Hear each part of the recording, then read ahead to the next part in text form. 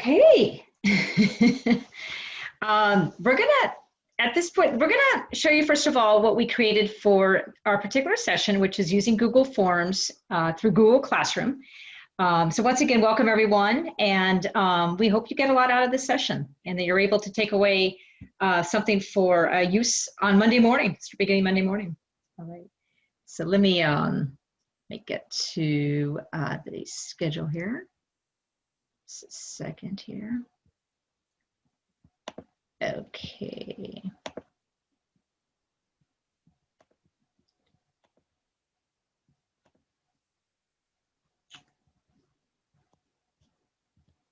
Let's see, just a second here.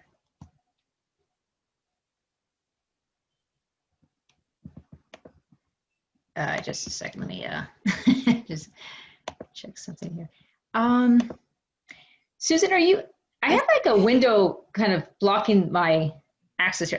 Just let me just a second. I need to stop this here. Okay, all right. There we go. Okay. All right. Okay. I think we're doing okay now. I don't remember to stop the live session first, or the live stream. There we go. Okay, so what we found was something called Wakelet. It's kind of like another alternative for a Padlet. And we have placed all our different kind of resources on Google Forms here. We start off with the schedule for today. So we finished the live stream a little bit early. That's fine. There is an attendance form that needs to be completed that the district has for us. So what I'll do is I will send a link, copy and paste a link into the chat for you to access that. So, all right, just a second here. I'll do that right now. And let's see. Let's see. All right. All right, so this is the attendance form. Yeah, like I was saying here.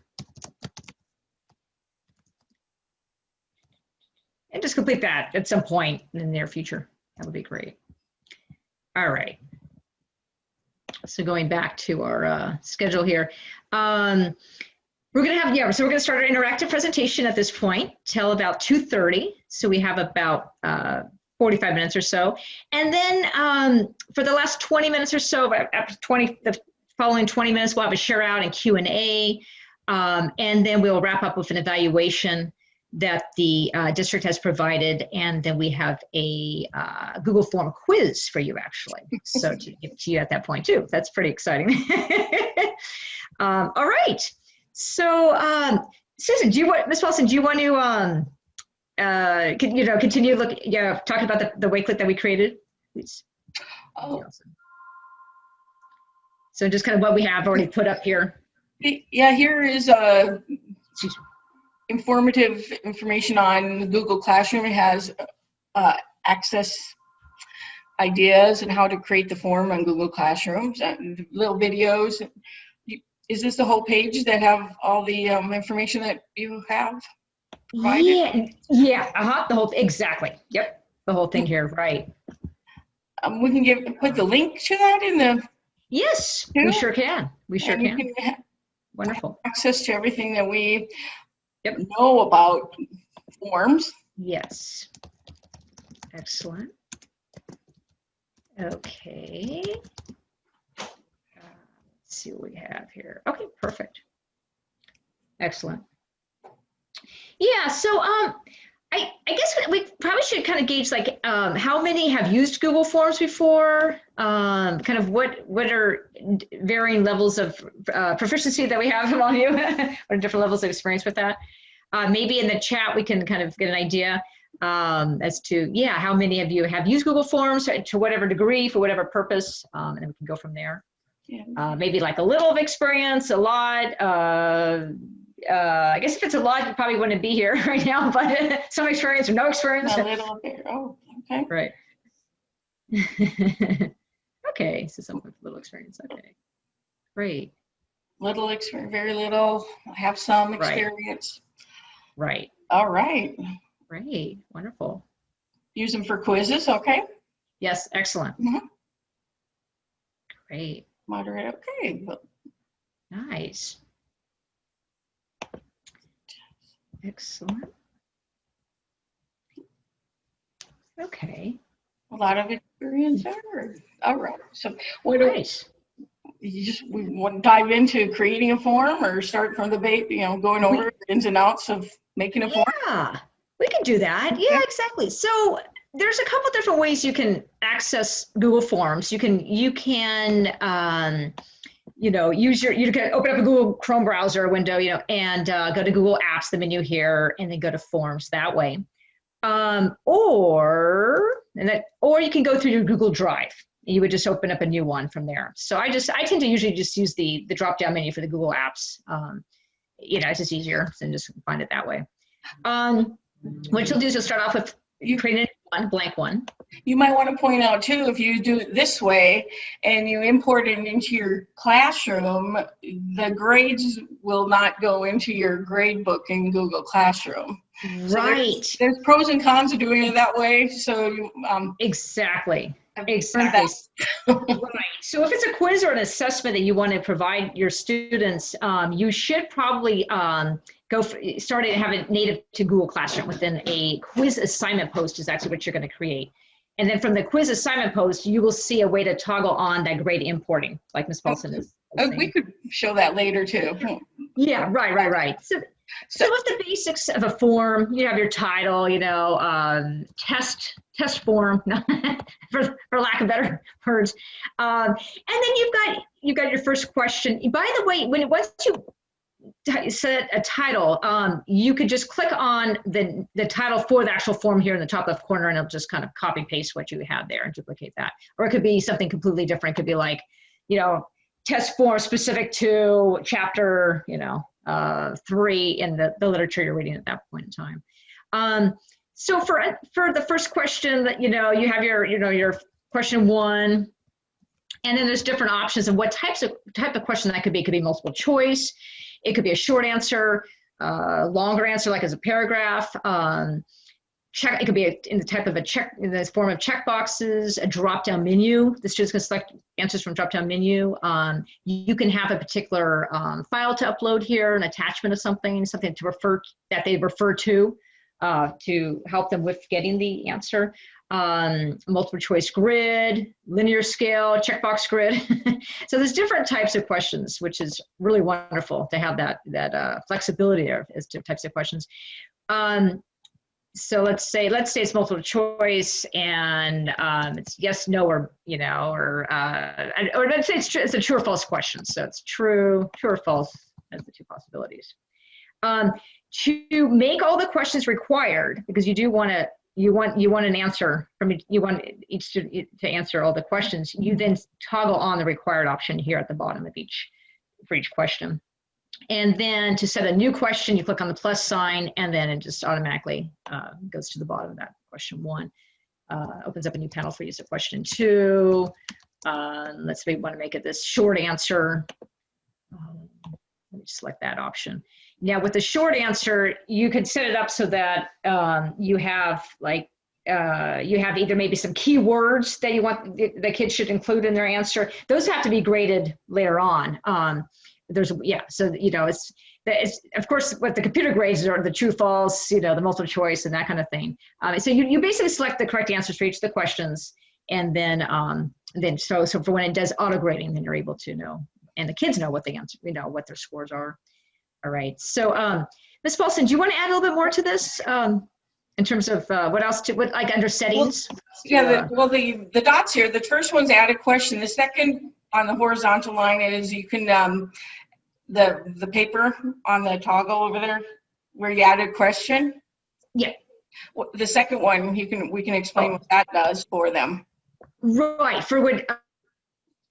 Where you added a question I'm sorry. The toggle. Question 2. What other options? The TR where you can insert a picture and all that over there. Yeah. Oh yeah. Sorry. Yes, exactly. So you can. Yeah. You can insert an image. You can insert a video.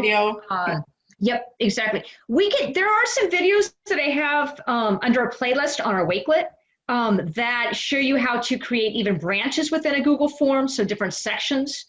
So that's what it refers here to is adding a section, adding a branch, so that depending on what the answer is for a particular question, the students are then brought to another question that relates to the question they just answered. So it's kind of, you can kind of branch off on the questions, which is pretty neat. So it's more of an advanced kind of thing, but definitely have a video for you to see that, so you can see how that works.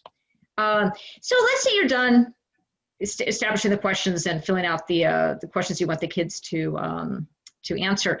You're going to go to settings. Now so if this is an actual quiz, there's going to be certain settings for quizzes. Under the general tab, which is defaulted here, you want to collect the email addresses for the most part, unless you have the students filling out their name on the form, or email address. But usually what I'll do is I'll just make sure that I have those email addresses already collected, so I already have this selected. They could get response receipts if you want them to get a response receipt that says, yes, your answer, your form has been submitted, your quiz has been submitted, that kind of thing. It's not as necessary, but you have that option to select that. I usually have it, the sign-in restricted to users only in our district. And then I limit, if it's a quiz, I limit it to 1 response. Well, actually, or if it's a survey, the students, only can really, submit it once or turn in, turn in 1 response from the district. Can you hear me? Yes. Yes. Hello. You can hear me. Yes, I can hear you. Okay. Yes. Okay. How do you get into test forms? Where is that? Yes. Okay. Yes, Mr. Harris, right? Yes. Yes, Mr. Harris. Because I use Google Classroom and put assignments together and stuff like that. And also, why couldn't you just make a test question as an assignment? You could definitely do that. Yeah. So I'll tell you what. So we were talking earlier about another way to get into forms, and that is through Google Classroom. So let me open up one of my Google Classrooms here, and I'll show you how you would then start natively within Google Classroom. So, for example, what you would do is you open up your Google Classroom page, you select the classwork tab. What you would do then under the create options for the different assignments and different posts you can create is select the quiz assignment. Yeah. Right. Okay. And then that's where you're able to, select that grade. Anything beyond assignments, so I can see that now. Yeah, no, it's actually something new it's a new Google Classroom release, or it's a newer release that Google Classroom has put out, is that quiz assignment. And it had not been there for the last 3 or 4 years. So it's a newer one. So no worries if you didn't see that, from the get-go.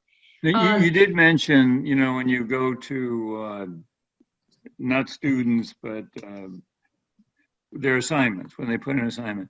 Right. Will it put it in gradebook? Did you say it would or would not? Yes, there is that option to do so. So this actually, as you can see, it's already kind of toggled on for grade importing. So if you're originating your quiz, your assignment, right, from that form that's going to be that quiz or assessment within Google Classroom, within this quiz assignment post, yes, it will automatically import those grades to the grade book in Google Classroom. I didn't mean to interrupt you there. But... No. I appreciate you clarifying. Thank you. That's awesome. So so you could just start with a blank quiz here. It'd be the same option. You would click there, from the Google Classroom post, and then you would be brought to, naming the title, giving a title, and establishing the questions. So there's a couple other things let me go back to I'm sorry, to settings here, the cogwheel there. Yeah. So we have the options for what's allowed for signing in, for what's required for signing in, and then what the respondents can do too. If it's a quiz or an assessment, you might not necessarily want them to edit after submitting, so I probably wouldn't check this box. If you do want the kids though to see like a pie chart or some kind of summary chart that shows how well they did in responding to different questions, then you can click on this as for the checkbox there for that option. Going back up to the top here, for quizzes, specifically for quizzes, then if the form is a quiz or an assessment, you would then toggle this to say, to indicate that's a quiz, And if you're starting with that quiz assignment in Google Classroom, that's where it's going to be toggled on like it is there. You have the option of locking the, establishing and enabling the locked mode on Chromebooks, which is awesome too. So if it is a quiz or an assessment, it prohibits the kids from opening up other apps or opening up other windows to get answers. So that is what you would have to actually just check there, is to turn on the locked mode. If you want their grades to be released to them, their scores to be released after the form is submitted, then you would have that option to then immediately have them see their scores after each submission. If you want them to later review it manually, then you would select that there. Like the essay questions you have, you might want to later manually review it and then give the grade out. Right, exactly. So they can see, you have the options of what they can see too. So are they seeing the missed questions? Are they seeing the correct answers, the point values, once they are seeing their scores too? What else is included as information for them to review? All right. Okay, so that's pretty, so in terms of settings, that's pretty much it. This would be like if you had a longer quiz or a longer assessment, let's say 10 questions or whatnot, you might be interested in having them see what the progress bar is at the bottom or how far along they are to finishing the quiz. You can shuffle the question order. So when we're physically back in the classroom, the kids are not like, it's kind of a mute point if they're looking at their neighbor's screen, because their neighbor might not be on the exact same question. So, and then you can specify a confirmation message. Thank you for taking your time on the quiz, for working hard. So it's like a kind of class message to the students after they submit the form. All right. So this are the 3 different types of settings in Google Forms. When you are ready to, if you're working within Google Classroom and you've already established that quiz assignment, then you're not going to send it. You're not going to send out a link to the students, obviously, because it's already kind of imported there, already built in. We might want to chat about the response button up there at the top next to the questions.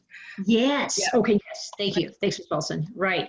So once the answer, once they start submitting their form, either the quiz or the assessment, you'll be able to see the responses through a spreadsheet, through a Google Sheet. So what you would do is you would probably select an existing spreadsheet, and that all that data then would be imported to that spreadsheet.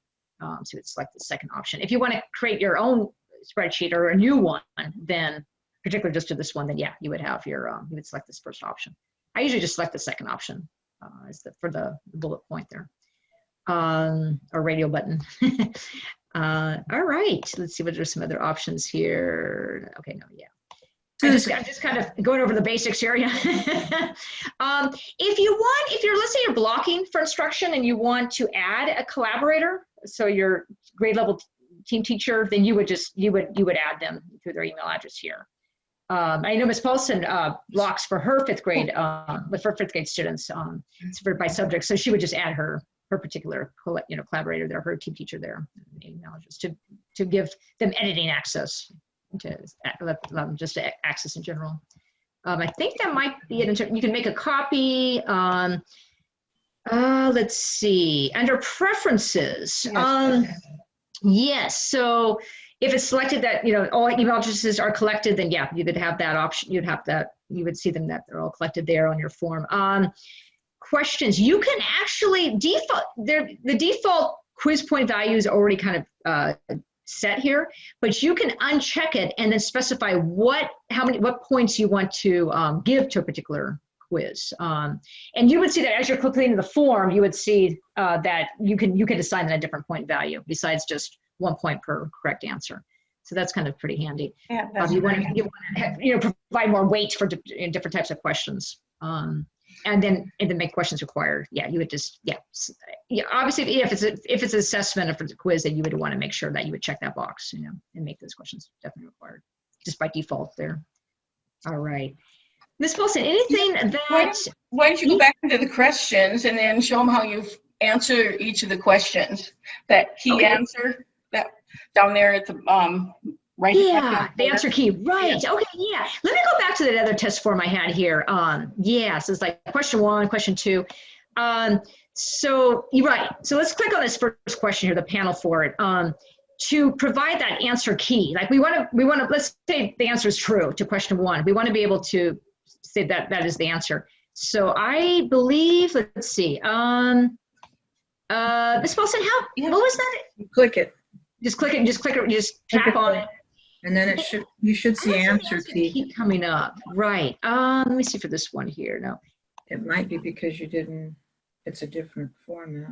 it could be. Is it a quiz? Did you check it as a quiz? You know what? There it is. I Yep. probably did. Yep, there we go. Yep, Yep, it's so a- this one's coming right from Google Classroom. You're right. Excellent. So let's say. Go down a little further in the blue, where it says answer key. Yeah, let me just say, so this was our true false question. And let's say we said we want, the answer is true. Yeah, the right answer is true. And then we have the false as the second option. So for the answer key, once that's selected, Yeah.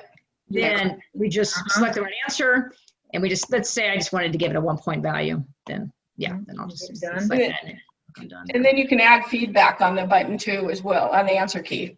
Right, that's true. Yeah, you can. Exactly. Right. It's at the bottom there. You can add exactly. Thank you, Ms. Paulson, for adding that. So, great, great job. Right? So, some kind of quick kind of feedback or whatnot, Yeah, exactly. For, no, actually for correct answers, right? Yeah, it would be for, great job. And maybe for the incorrect answers, we would say maybe that, let's see, just a second. Come back. Yeah, let me change. Yeah, so for for the incorrect answers, the feedback might be nice try. Maybe next time, right?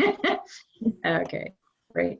All right. Yeah, and then for that, for a short answer response for like that second question, let me go back to, let's see. Now, would this be when they're taking the test? Would you allow them to know whether they passed it or not when they're taking it? Yeah, so they Or would is this afterwards? This would be afterwards, after they've already submitted the form. Oh, Exactly. okay. Yep, exactly. That's the final kind of submit buttons at the bottom. They would click on that and then they would get that immediate feedback. Exactly. For each one. Yep. So if they got it right or wrong, that feedback, if we specified feedback and all that. Exactly.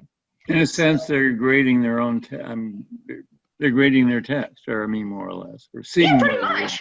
Exactly. That's exactly it, Mr. Harrison. Exactly. Correct. Susan, Yes. Miss Holloway, yes. how are you? Hello, good. Very good. Thank you. Nice to hear from you. Nice for you to Likewise. attend. Yeah. Likewise, I have 4 classes, and I noticed that when I created the assessment last week, it's have 2 Spanish, 2 classes, but I don't want this assessment I don't want them to be connected. I want to be able to say this group is here and this group is here. And I noticed that when I gave the test, it just went to everybody. It went to everyone. Different times, and I wanted it to be separated. I didn't want all 60 students in one roster. Exactly. Is there a way to separate it, or? Yeah. So, Ms. Holloway, are you using different Google Classroom pages for those 2 classes, or are they all under Google Classroom? Yes, they're all different classes. Yes, Right. different Google Classroom pages. Okay, so my suggestion would be to create the form within the Google Classroom post, like I was showing earlier, like as a quiz assignment, let's say, right? Oh, for that class? For that class, let's say, for each of the different classes, right? So then it stays real kind of sorted. It's sorted out then by class, and it's just kind of stays within that one particular class that you create the form in. Right. So does that mean I have to duplicate it for the next class? Yeah, you would just make a copy the same test. Yep, exactly. Make a copy of it. I would just make a copy of it. And that was done. Yep, and that was under those 3 kind of the snowman dots there. Yeah, and just there's that option. Make a copy. Oh, okay. All right.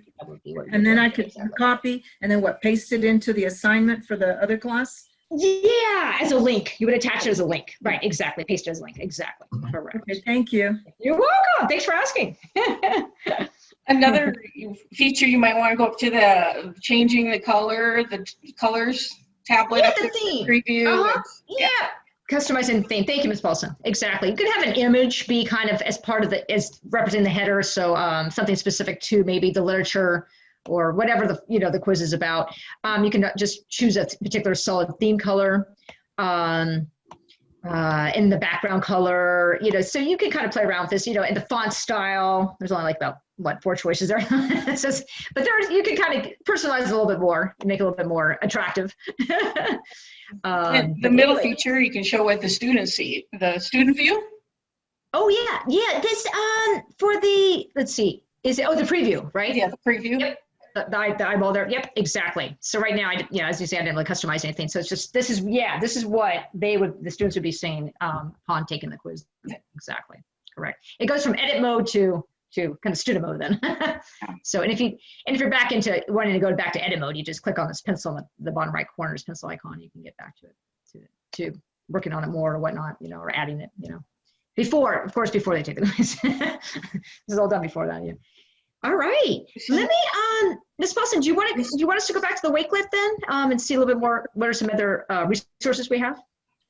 Or is there any other questions that Yeah, right. I haven't really been checking the chat. You can just turn on your microphone and ask us. Yes, I did set it so that you can unmute yourself here. Regarding different establishing multiple grade books within a single class.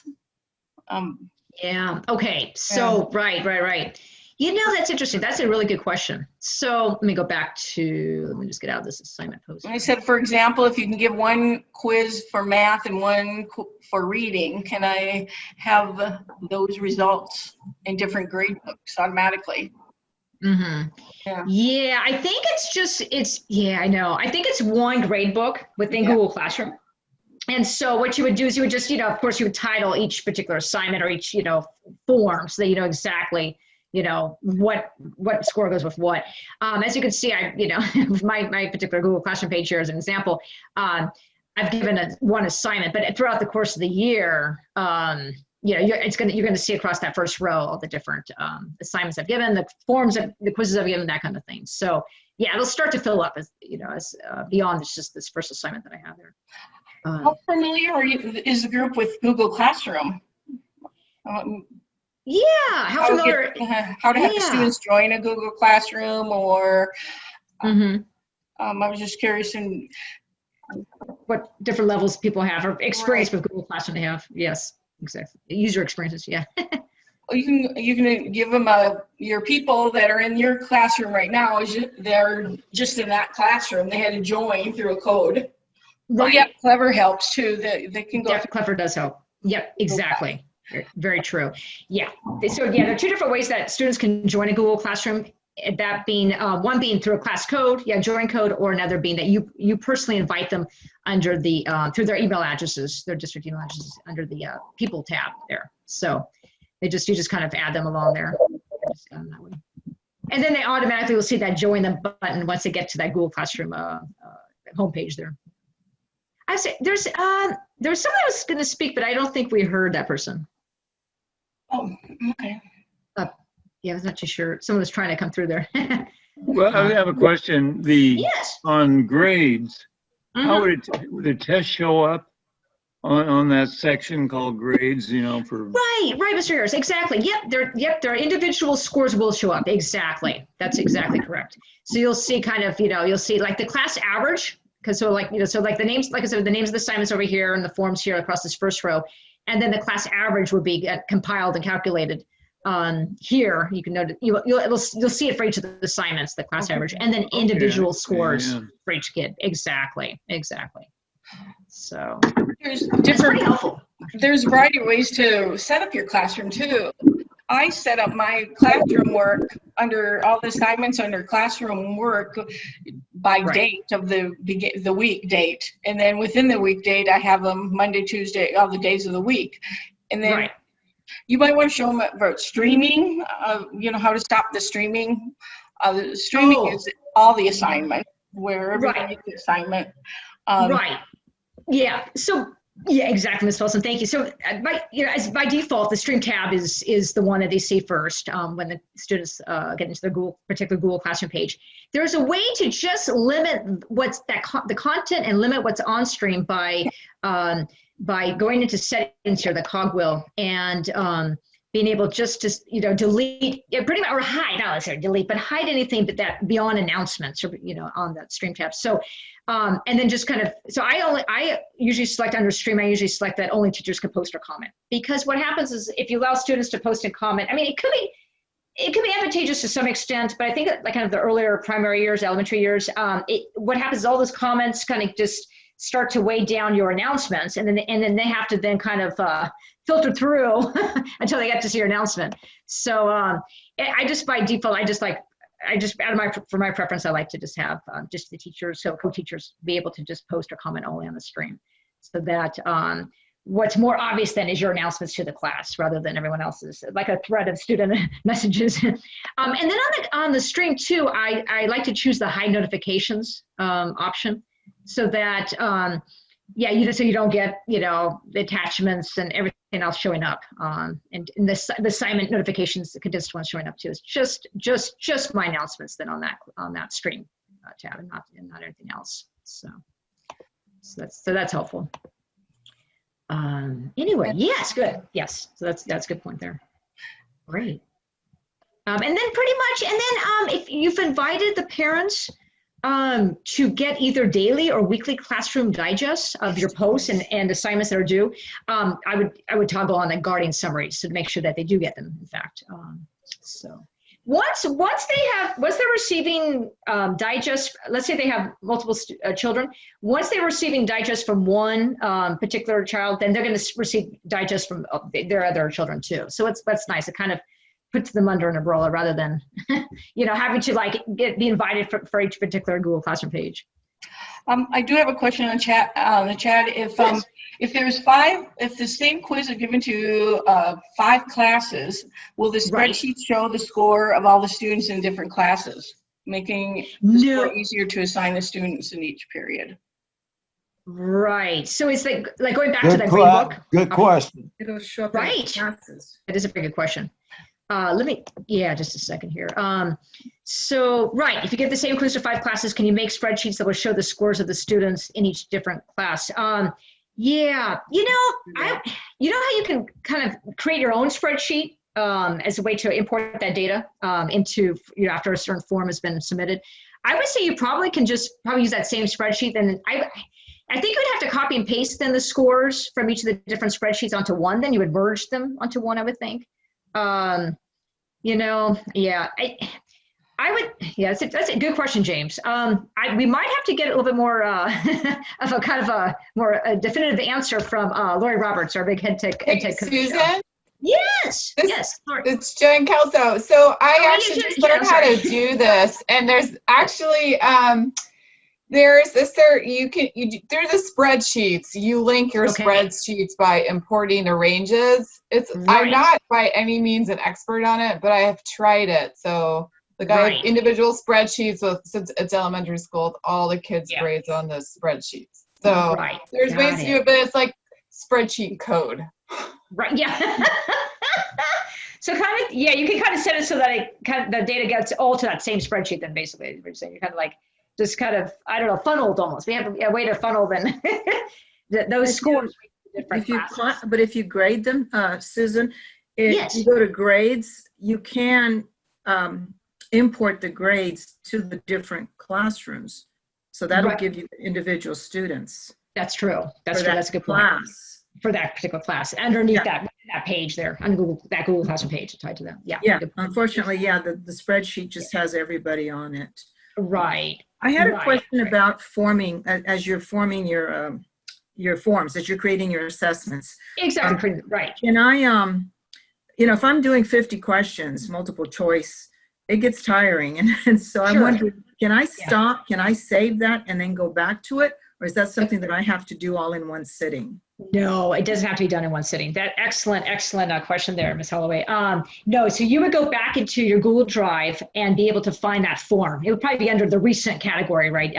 But yeah, just find it by its title and search for it. Yeah, and you would be able to then just continue where you left off for editing. Okay, thank you. You're very welcome. Once again, thanks for asking. You can also insert pictures of worksheets in your form and create the form around the picture. True. I've done that. That's true. Right. Exactly. Yeah. Ms. Paulson, do you want to? I could stop sharing. Do you want to share like a recent form you've done for your classes? Since you have multiple classes, it's kind of. Sure. Okay. Let me stop sharing. Let me see. Nice to see everyone now. Yeah. or attending. Let's see what we have. Let's see where I'm at here. I have a bunch of windows open, but I can show you how I arrange it. We were talking about Google Classroom, how to arrange it. And Last year I put Right. everything under the streaming, and this year I decided to do it a little bit different. So I have the streaming just with my link for my students to see every morning. Okay. And then I Right. arranged my schedule by topics and weeks. And then the week is the weekdays. So Right. like the first week of school, they can go there, and this is what we did the first week of school. And how you create, you go up here and go to the topics, and that's where the create button was there. Right. There's also Flipgrid that you can insert. True. I Good make point. a couple of Flipgrids, and then I have we're reading Year of the Dog, so I create a discussion about the Year of the Dog. Ms. Wilson, sorry to interrupt. I think we're seeing the spreadsheet. We're seeing of the participants. Yeah, I think we're not seeing your actual Google Classroom at this point. Oh, okay. Yeah. Sorry about that. It's okay. No Okay. worries. Maybe that would be better. There we go. Thank you. This is I have Flipgrid in there, and then I have here's the current form that we're reading. I put the link in there for the chapter that I read. They can hear it. Right. And then I have the link there. My insert a character trait we're talking about, and then the question and vocabulary words, and then I'll give them a sentence starter. And then the results are up here. I can go to my edit button and see the results that on my two different ways you can see the results. Oh, there's thinking.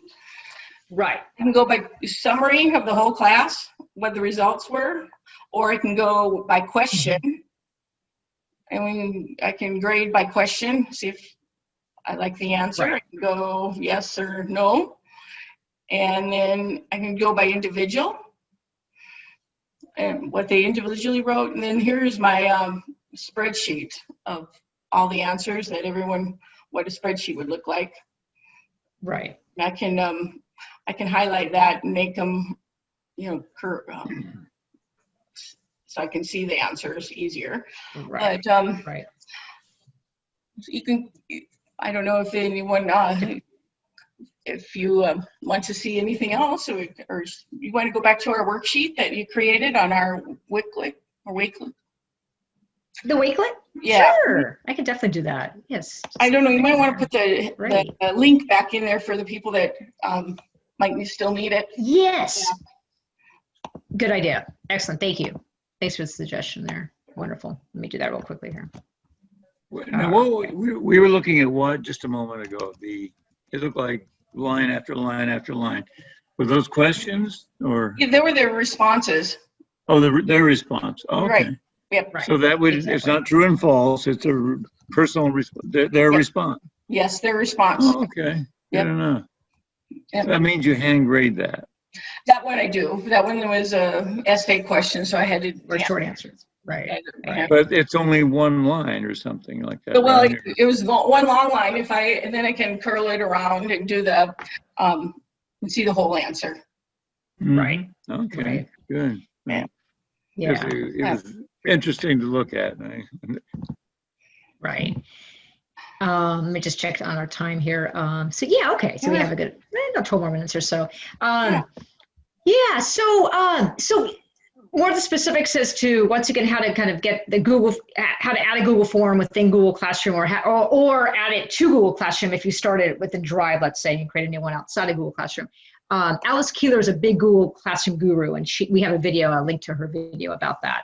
So how to take the Google form outside of Google Classroom and bring it in and attach it to a post. But yeah, like we were saying earlier, though, if you want grade importing, if you want that grade import option, then you do want to create that quiz assignment within Google Classroom. Yeah, make sure you do that. I learned the hard way. So you're not kind of transferring over data, over hours, right? Yeah. Yes. Exactly. Good point. Everything's just over that. Thing to remember. And this was something I found from some websites up yet, or some French sounding website here. It's a Google Forms guide. It's going to bring pretty much everything you need to know about that. And there's also other Google apps that you can look into too as part of the guide. If you're not already a member of our WCC USD EdTech Learning Google Classroom page, we definitely recommend become one. And this is all the information that you need to join. We have I think there are about 600 teachers right now joined as members on the Google Classroom page, which is awesome. But I know there are a lot more though that could join too. And it's just we get Lori Roberts and Darcy Long are two big EdTech coaches. They anytime they have updates to the Google Classroom page, you'll get that notification on. Or just kind of tutorials that they're doing. So it's kind of like that, kind of the one-stop page for anything EdTech related in our district. So anyway, like I said, I highly suggest you become a member of that. No, that's a resource, like a resource. They can answer any question you have, or how do they do that? Exactly. It's set up, it's just like kind of like the Google Classroom pages like that we use for our students. It's set up the same way. So we're all pretty much co-teachers of this page. So there are really no students per se. And if you have a particular comment about a tutorial or a question, you would then you would just add it as a private comment. You could just or type in a comment for our EdTech coaches, and they can get back to you. Mr. Harris, let me show you and everyone else what that page looks like here, just so that you have a better visual of what I'm talking about here. Let's see, just a second. It is down here, since my co-teacher here. There we go. Okay. So so this is like the stream tab or stream section right now that we're under. So basically, the announcements go here. So they set it up too. So it's just only announcements. No way for the other people to kind of add more messages or whatnot, or the teachers. And the classwork tab is where you would find all the different topics they've already added. So like, Google Chrome, anything Google Chrome related, about the window, the browser, collaboration, district apps info. So all these actually have all been kind of really pretty much created since the spring. Actually, they've added a lot more of the topics. So these are answers to those questions. Yeah, they're just more kind of helpful answer. Yeah, exactly. Just kind of, if you need further direction on something, you would be able to find that related topic here. Yep. You know how Zoom and Google Classroom overlap, I think, or something like that. Yeah. Some teachers use it, so some students use it. Yeah. Oh, just real quick, let me just say that you can add a class comment here. So if you want to see, you have something you want to share about that master Google Classroom, then you would just, post it here, add there. Okay. They'll get back to you. Okay, Zoom is outside of Google Classroom. It's not native to Google Classroom, but Google Meet is part of Google Classroom. And that's our other kind of video conferencing tool that we can use. And so if you want to, let me go back to that other Google Classroom page that I'm an owner of, so you can see that a little better here. So if you want to set it up so that your students, connect with you, and you can have class that way through Google Meet instead of Zoom, you would generate a Meet link, and it would be then that Google Classroom kind of tile here. They would see that link. You would go under Settings first to create that link, and then let's see, where is it? Yeah, so you generate the Meet link and click on that button there, and then make it visible to students. It's already kind of toggled on for that to happen. And so that actually is kind of a pretty nice way to conveniently start your sessions. You would just be able to, what you would have to do though is like in your, under the stream tab, in an announcement, you would have to type in, like, okay, remember our day and time for meeting on Meet is this. Let's schedule the time, day schedule, and then they would be able to then just simply click on that link right at the time that this class starts, and then just connect that way. So you want to. I was looking at this video earlier about creating a code, so that this is specific for Google Meet, a code or nickname that you would establish so that the students don't get into the Google Meet session before you do, because you want to make sure you're always supervising your blocks, your live sessions. So there's a way to create a code through just going to Google Meet, going directly to the website and creating like a code or a nickname, so that they do not get on into the session before you. So, and you also want to make sure you're the last one to leave the session at the end of class.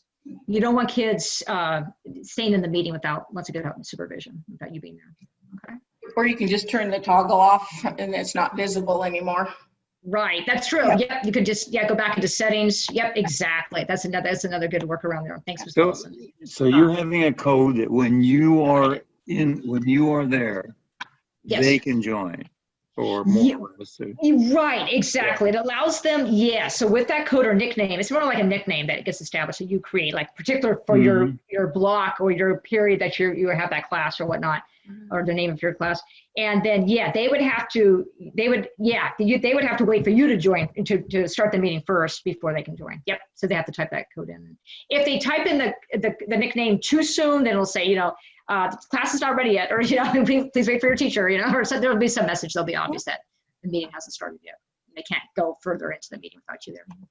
We 55-minute classes, and I treat that like a lecture. Okay, it's a concept. I'm trying to get a concept. Right. So I could use that. I could put something there, and they can't see it until I'm there. Yeah, right. Yeah, okay, there you go. That's pretty cool, actually. But anyway, so Google Meet is native to within Google Classroom, and like I said earlier, and Zoom is completely outside of it. So I think for the most part, we probably ended up with buying Zoom or getting a subscription to Zoom because we could get more attendees. For like district level purposes for meetings, you have like up to like 200 attendees. I think for our classes we can have up to 100 under our particular subscription with Zoom. So with Google Meet, I don't know how many attendees you can have. I don't think it's as high as 100 though. So, anyway, thank you, Mr. Harris. That's great discussion there. The thing that you think you understand it, and all of a sudden it all disappears. Right. That's that is that's. It's it. That's the answer I want. Why? Right. I don't know what I did, but it all. Right. Like what happened, right? Anyway, so we also have some helpful, going back to the Wakelet here, we have some helpful tips. We have, let's see, so it's like, basically I have like a YouTube playlist that has a lot of videos related to many Google apps and just knowing more further how to use them. For instructional purposes. There's a Coach Ben's Google Classroom cheat sheet that Lori Roberts passed our way, which is pretty awesome. Basically, everything you want to know about Google Classroom is here, all the different topics. So this first one here, this first slide, pretty neat. We have access to that, right? I'm sorry, yeah. We have access to that? It's through this Wakelet. So you have the link to access this whole Wakelet within the chat room. I posted it there. Okay. And or pasted it there, and then it'll be all part of that. Still there. Yep, exactly. Okay. I think I'm showing you. Right. That's a pretty useful site. And to our very own Ms. Paulson's Google Classroom page, I'll link to that and joining that and being invited to be a co-teacher there. Helpful little hints and information. Exactly. So I took a kind of a little personal plug here. I took a Google Certification Academy over the summer. And to basically help me get level 2 certification for being a certified educator. I have level 1, so I kind of wanted to bump myself up to level 2. And so I took like 7 live sessions through someone named John Sowash in his academy. And he has a whole bunch of different videos and everything. He has 20, on Google Forms alone. So that YouTube playlist, that link to that gives you those 20 videos and access to that. Which is quite a lot of resources there alone on just that one app there. Yeah. From our very own EdTech department, we've got the Google Classroom Handbook. You could start on slide 27 for actual specific information on Google Forms. And then there are instructional blogs that teachers have put together, and just various ways, to exemplify various ways that you can use Google Classroom. Let me open up this first link here. Besides, of course, quizzes and assessments. Miss G is not related to me. Now, this is another, so an educational blogger, and she's got 15 different ways listed, like I said, of how you can use Google Forms. So yeah, self-grading quizzes and assignments or assessments, like we've already discussed. Bell ringers before class begins, before instruction begins for the day. Exit tickets, learning stations. anticipation guide, polls or mini social experiments, student surveys. It's quite a lot. It's quite a lot. And then the other link is 25 more ways through a website called ditchthattextbook.com. And that might be familiar to some of you, related to Google Apps. Very cool. Specifically Google Forms in this case on this page. No, what's the link? Where would I go? Yeah, so the link, yeah, I'm gonna paste this and place this link back into our chat. But that basically, just a sec, let me make sure I copy first. But basically, this is the link to, for everything I'm demonstrating right now and reviewing, or just, or displaying, this is the link to all that. So you would just, it's just kind of a one-stop shop, basically, for being able to access these resources. This is kind of like our digital one-pager for our attendees today. We just decided to use this website to have enough space in order to get these resources to you. I just want to mention that I'm dabbling in making breakout rooms within Zoom breakout rooms. If anyone is interested in collaborating, who'd like to learn about breakout rooms or breakout rooms, I'll be happy to have you join me in exploring how to make them through Google Forms. Right. Yeah. Exactly. Yep. Exactly. Yeah. Is another way to utilize that. Right. Exactly.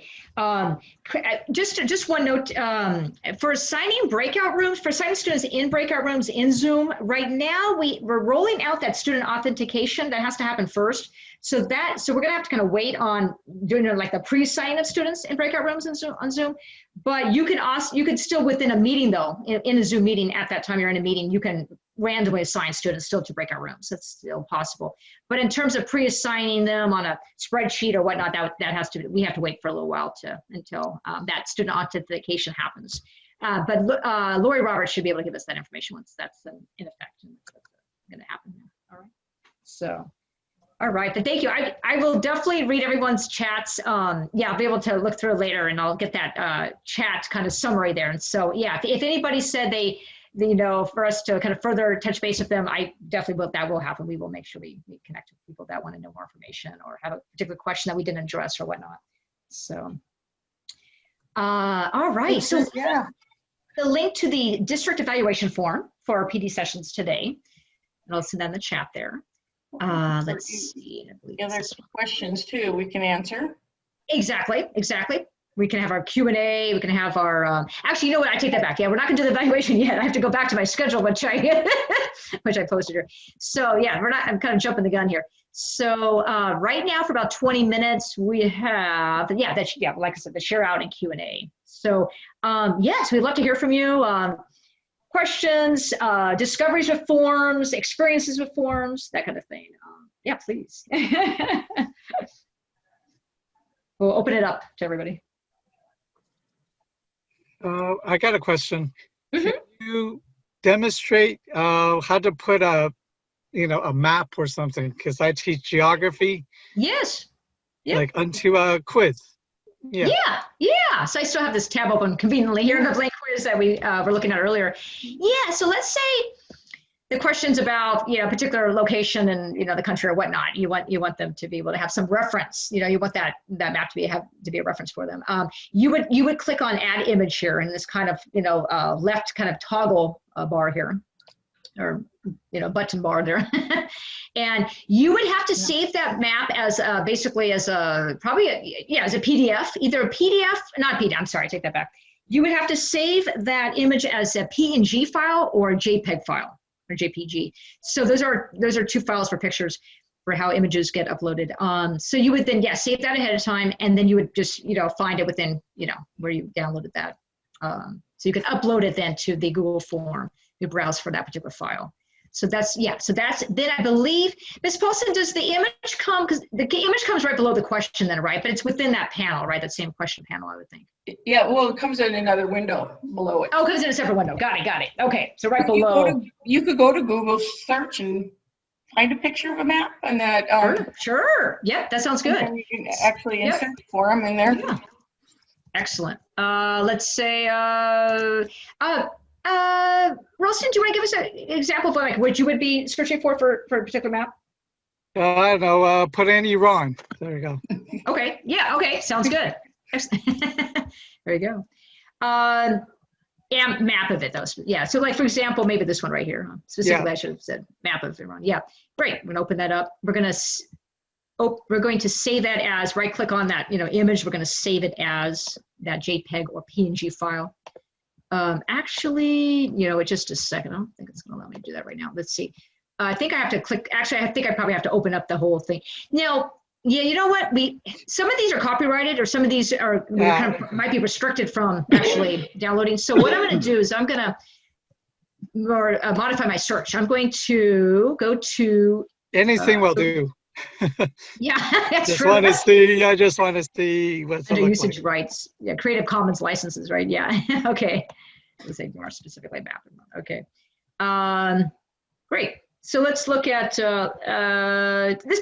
Yeah, you're right. Like I said, anyone will do. Right. Yeah. So here we go. Right click on it, save image as, and then this is interesting. I've never heard of an SVG document. Maybe it's not an actual image per se, or does it allow us to save as an image? Let's try again. Sorry about that. Let's try this one here. I think you can just copy the image and paste it on Google Form. I don't think you need to download it. Okay. Great. Let me try that. Okay, great. Good to know. Let's see. And then just click on the add image button now. I'm not too sure. I think maybe drag the image into this. Yep. You know what? Yeah, within a Google, what if I chose the Google image search option? And then, and then I type in map. Once you see the image, then you just click on it and it'll say insert. Ah, got it. Okay. Good to know. Let's go back to that. Yes. Insert or just. No, it'll say, you do this. Yeah, it should, if you click on it, it'll come up in blue, just like when you insert other things. Yeah, right. It's, just a second. Let me go back to that one. Let me go back to seeing if we can just use the Google image search here, and then just, let's try this here. Okay, save this one right here. Yep, perfect. Insert it. Okay, so save awesome. map. I hope I can spell it correctly here. And you can change the size. You can drag it so it's much smaller. Okay, that's good. Yep, you just click on the image itself and just with one of the four corner squares, downsize it or just modify this. Yeah, the size exactly. I think, is there another way you can even just can you center it? No, maybe you can't center it. But it's you get it to the right size that you want. Yep. Yeah, you can. If you go to the top, it'll give you options. The three dots should say line. I think that's it. No, the one on the map. Oh, the one map. Got it. Yeah, thank you so much. Excellent. Yeah, center a line, line it to whatever way you want it to. Yeah, exactly. I think with a map, you probably want it a little bit bigger too, just so that the kids can be able to see it. Hey, thank you guys. This is awesome. Oh, you're welcome. Thank you everyone for helping me out there. That's awesome. Appreciate that. Yeah, shout out to Chris Tolentino. Yeah. And I apologize for using two different devices today. So if I'm not looking directly at you, it's because I'm looking at the other machine. So know that I really, really appreciate your time and effort today for coming to our sessions. And even though I'm not looking directly at the computer this morning, I'm multitasking here. Here we have a question here. It says, I need a form for students, but I don't know where to find their responses. How can you help me find where to look for them? Okay, so so we're going to click, so we're going to find the quiz first, right? That within your drive, or just going back to just forms, back to the homepage for forms. And then we click on the responses tab here. Make sure it's kind of in the edit mode, right? Where you were able to, type in and create it. And then once you click on the responses tab, then you would be able to then either create a brand new, let me just see something here. You would, download the responses, I think this might be the easier way to go about that. And then just, instead of creating a brand new spreadsheet, you just download that data and then it'll just open up as that spreadsheet then.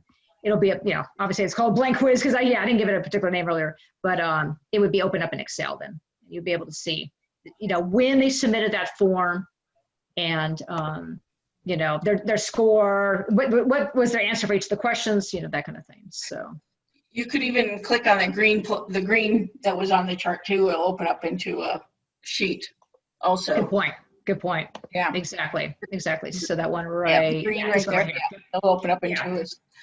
Yeah. Learn. So You just create it. create a spreadsheet or Yeah. select things. Yeah. Now, for the teachers that have the multiple classes, like if they already have a spreadsheet, like, and they want to see kind of like in one spot, like in one place where all that data is from the different classes, so or different blocks. Would they just select the existing spreadsheet then, because they've already have it kind of set and created, and they just within that data then just I was wondering about that. Would that data just from this particular quiz import to that the spreadsheet that have other scores from other quizzes, or I'm not too sure about the difference between creating a new one and selecting a story. Yeah, all three classes, when I create a spreadsheet, all three of them go on the same sheet when I created it. Yeah. Okay, good. So this like when you create a new one, right, Ms. Paulson? Yeah. Yeah. Got it. Okay, that's good to know. Excellent. What? Okay, wonderful. Let's see. Checking the chat again. Let's see. Yeah, thank you for everyone has been offering suggestions, and also in the chat, like helpful hints. That's excellent. And you just from your own experience, what's worked for you, what hasn't worked, that kind of thing. It's great. We all learn from each other, which is awesome. Paula has a question. Can I share the results with a non-editor? That is a really good question. So, other than a spreadsheet, right? What would be another way to share those results, right? Yeah, besides using a spreadsheet. I would. Let's see. I would think probably maybe, let's see, let's go back to the settings here. Send button. You could probably send it. Yeah, instead of them being a collaborator, if they're not one, would it maybe make a copy of it and then share? You would make a copy and then share it with them to their email address. I would think that probably would be the way to go, because especially if they're not a collaborator, but you still want to share the results with them, they would be able to then get that responses that way. Well, actually, Ms. Paulson, would they get the data then, or would they just get the sheet get the that's copy of it? up to the send button and then send it to them as a view only, or Yep, that could be it too. Exactly. Yep, email them that. But then I think they're just the form is what they're getting. Once again, it's not the data itself. I'm thinking probably you might want to make them maybe, well, if you make them a co-collaborator, but you don't necessarily want them to edit the form, but you just want them to get the data. We'll look back into that. I'll get back to you on that. I will definitely respond to that. Yeah, we're going to have to get an answer to that one. That's a really good question. And that's going to come up for people too. Let's see. Okay.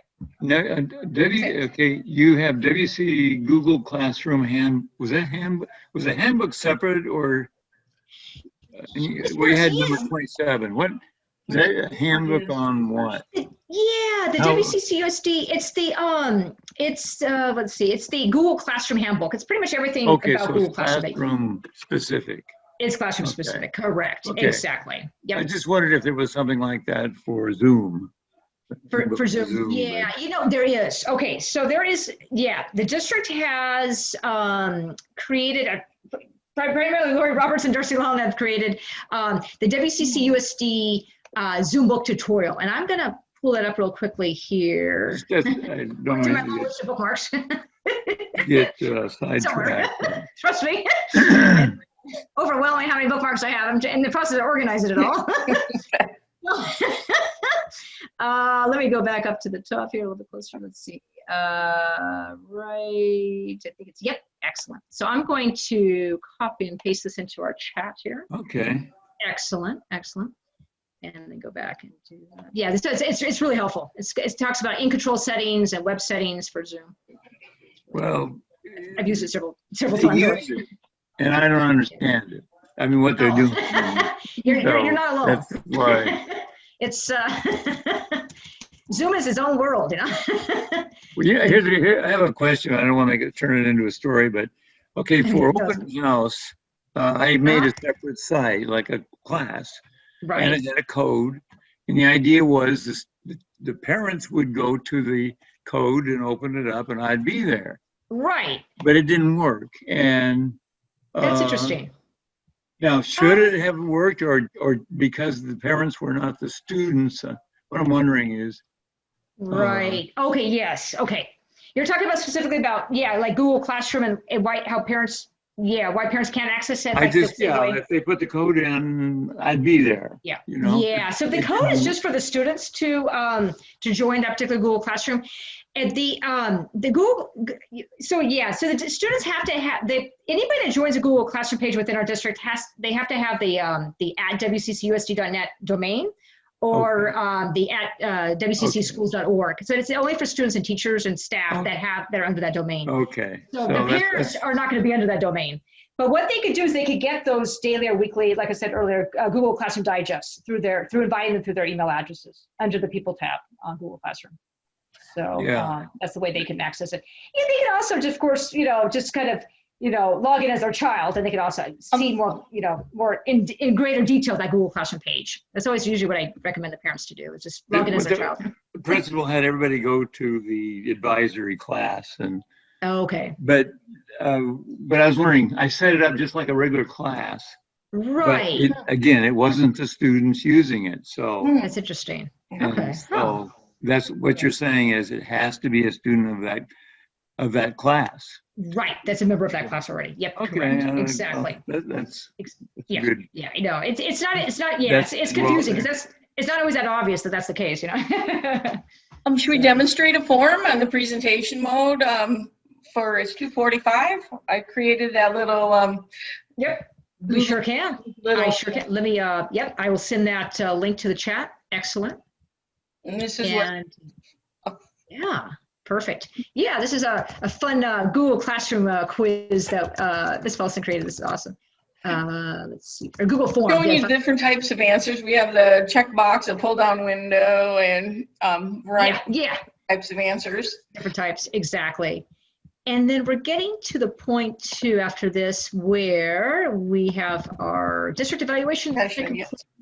Yeah, exactly. And then that's pretty close. Yeah, getting close, exactly. So at about 2:50, I'll put that link to the evaluation up on the chat. Okay, so what's the link to you? I guess it's to you, right now? Yeah, right. In terms of like how are we going to get the data, or it's no, to information evaluation part of it. We're doing 2 evaluations, right? It's actually, actually, I think it's just one, Mr. Harris. Yeah, this one is just kind of a fun quiz we put together, just to, kind of show you what a form looks like. How do I get there? Again. In the Google chat. I mean, in our chat window, there's a link I just posted. It'll say "Fun Google Forms Quiz." Oh, okay. You'll see it there. Yeah, exactly. Great. We can show the this. Okay. You show different ways of showing the results from the quiz. Right. Yeah. Exactly. Yeah. I'll give everyone about 2 or 3 more minutes to. Yeah. I mean, so it's 3 questions, right? It shouldn't take too long, but yeah. Do you want to post the attendance form again for me? Sure. The attendance form. Yeah, the attendance form. I just had a comment about the attendance form link. Sure. No Thank worries. you. You're very welcome. It's on its way. Yeah. Yep. Excellent. Let's see. Link to the. You are welcome. Yeah. We appreciate everyone's patience. We're new to this kind of PD, kind of leading kind of role. So we thank you. Thanks for really being understanding of us, and we hope we were able to meet your expectations. I don't have permission. It says don't have a permission on the quiz. Okay, so let's look at this here. I have to change the quiz. Okay, so the attendance form, it came from the district here. Let's see what's going on here. So it's probably sharing settings that they need to change then. Maybe. My quiz. My quiz. This one looks like it's specific to me, basically, to my email address. So you would have to click on switch account. I'm talking about, this for the attendance form, you'd have to click on the link to switch account, and then you should be able to then complete the attendance form. Because right now this is a link to just for my own attendance form to be submitted. So sorry for the confusion there. You're welcome. You're welcome, Ms. Holloway. Thank you. Thanks for coming today. Once again, a pleasure seeing you again. Would you like to click on the Google or the form results? Sure. Okay. Let's go back to that. Yep. That would be very good here. Yes. Excellent. So we have, we're gonna go into our edit mode here. Let's see. And we're gonna click on responses. 18. Okay. 18. Oh. Yeah. So we're gonna see kind of basically we're gonna see this kind of pie chart here. Yep. For the first question being, is there a setting in Google Forms to allow for auto grading quizzes? So the answer being that yes, there is. Everyone got it correct. All 18 of you. Awesome. It is true. Yeah. For the second question, are you able to toggle on a locked mode create on forms in Google Classroom? And the answer is yes. So it's if you create a quiz assignment post in Google Classroom, you have that option to lock the mode on that. So students cannot access apps or any other windows during the time they take the quiz. So most of you knew that. That's great. Excellent. We could go back and show how to do that. Yes, definitely. For sure. Excellent. And then the third question, is there a setting in Google Classroom that allows for grade importing from Google Forms to the grades on Google Classroom? Yes, there is. Yes. We talked about that earlier. So grades is like the grade book. Yeah. Native to Google Classroom. Yep. Excellent. Yeah. Most of you knew that one too. 95%. Excellent. Yeah. So that locked mode on Chromebooks looks something like this. So if I go back to my Google Classroom page or one of the pages here, I'm going to click on the create quiz assignment, and I'm going to, and then it's by default it'll be not locked, but so if I am interested in the locked mode, I'm going to toggle that on, and it's just like that. That will be, and it'll be set then. Create your quiz, post it for the students, and then during that quiz time they won't be able to access any, like I say, any websites, anything external than or outside of that quiz. So that page. So. That's pretty helpful. That's pretty handy. Now they have to be using the student Chromebooks, the district Chromebooks, not their own personal ones. So I'm sorry I didn't add that earlier, but they only should be they can only then be using the student Chromebooks for that to take effect, for that locked mode to be on. Yeah. So, all right. Let's see. I am going to, it's now 2:51. I'm going to post the link now in chat to the evaluation, the district evaluation. And so, hopefully everybody will have permission. Hopefully the permission settings are allow you to do that, to take that, that evaluation. All right. And let me go back to the chat here. Here we go. So this is, once again, the link to the evaluation. So.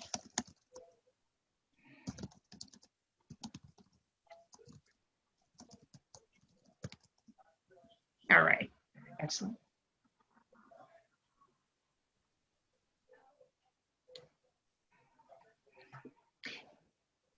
The name of this PD? Yeah. On our wakelet, we have it here titled. The name of the PD is Using Google Forms through Google Classroom.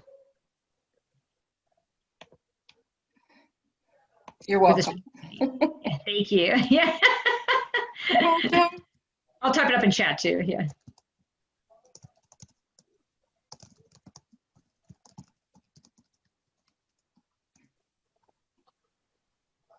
Excellent. And like I said, if there were any questions, lingering questions or anything that we haven't really addressed that was expressed in chat, we will definitely get back to you on that. Yeah. So I want to make sure we will keep our promise. Or you can contact us through the district email too. Correct. Definitely. Yeah. I'll be happy to help. That works too. Exactly. Wonderful.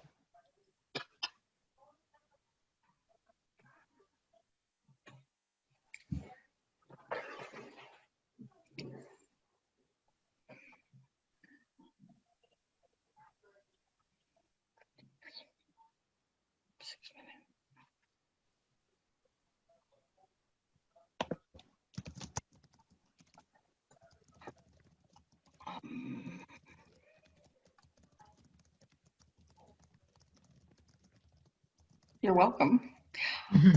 Just last few minutes, I was just wondering, we didn't mention on Google Classroom the toggles on the left-hand side where it says topic and due and time. Maybe you can mention that really quick too. That's right. That sounds good. When you were making an assignment, and how you can schedule it too. That's a feature. Yep, exactly. Yeah. I can definitely do that. Great. Let's see. So we're going to go back to, what are my Google Classroom pages here? We have about 6 more minutes before it's 3 o'clock. So. Right. Exactly. Yeah, right here. Yes. Yep, exactly. So I'm going to just kind of randomly assign it, give it a title. Let's say assignment number 2 for this coming week or so. And as soon as I finish, typing the content I need to do, what I need to do here, giving the instructions and like the title, adding whatever I need to add. I have this option besides the assign button. I have this drop down arrow here that gives me some more choices. I don't necessarily have to assign right away to make it visible to the students and so they can access it. Especially if it's an assignment, I don't want them to start until tomorrow, but I'm kind of creating it today, but I don't want them to kind of jump ahead and see it already before our class time. I can schedule it so that it becomes visible to them maybe right before the class starts. So let's say, I don't know, let's say, okay, so tomorrow will be Saturday, right?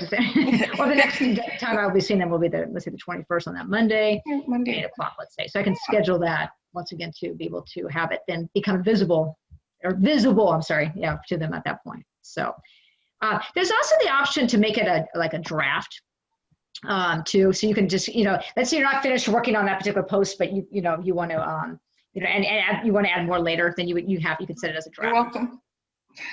Thank you. And then you can put it under your headers too. Like if you want it under course D, lesson 1 assignment. Yep. You can differentiate that in exactly.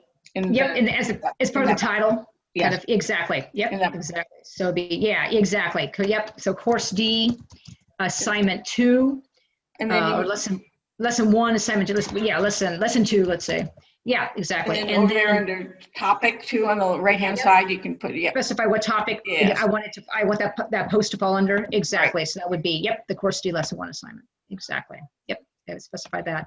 And you can add a rubric too if you want to show a rubric. Or a certain number of points can be given. Yeah, you have a due date maybe for the assignment, the rubric. Yeah, it's what's nice is you can either create your own rubric or import one from Sheets or reuse one that you already have had used for other classes or other assignments. That would be a comparable rubric that you would like, So there's a lot more like in this kind of the most recent release for Google Classroom that's been added. So the rubric and being able to, and checking for plagiarism. So for our English teachers out there, that's a nice kind of checkbox to check off there. That's helpful. Great. Well, thank you. Thank you, everyone. It was once again a great pleasure to have you all with us today, and hopefully, you could walk away with something and just to integrate on Monday morning, and have a great weekend too. Yeah. Get some rest for week 6, right? Thank you. Yeah. Wonderful. Excellent. I'm glad you learned a lot. Thank you, Wilson. That's good to know. Excellent. Very nice. Excellent. Yes, TJF. Thank you. Yes. Happy TJ. And if you have any more questions, feel free to contact us. Definitely.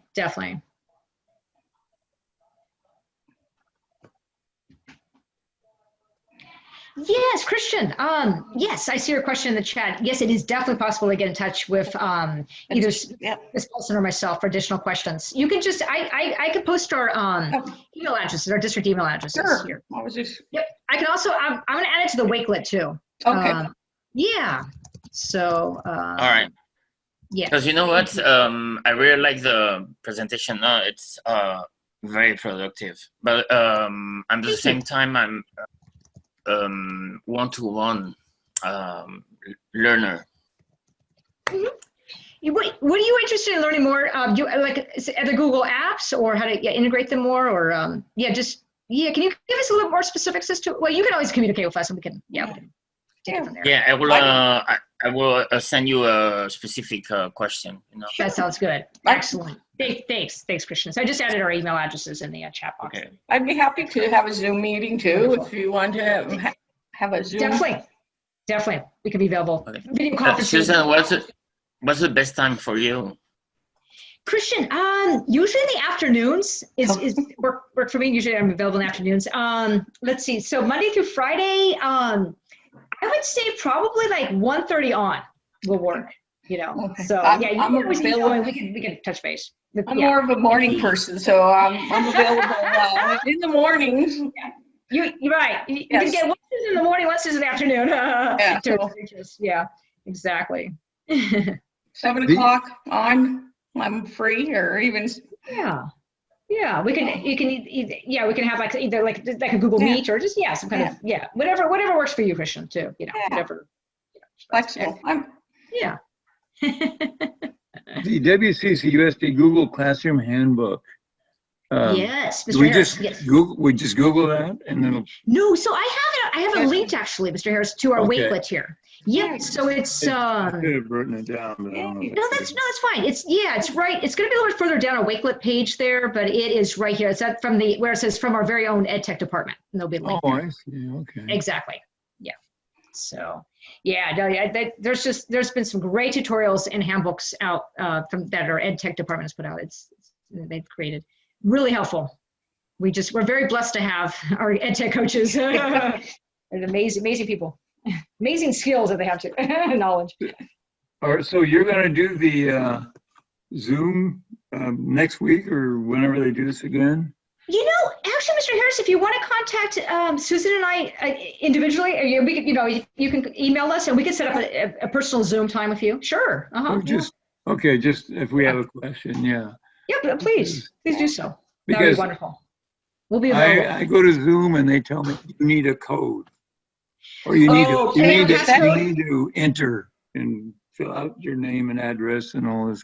Oh, right. Just to get into a meeting. You change that code so that there's no password, the settings. Right. Well, I see that too often. Me. Yeah.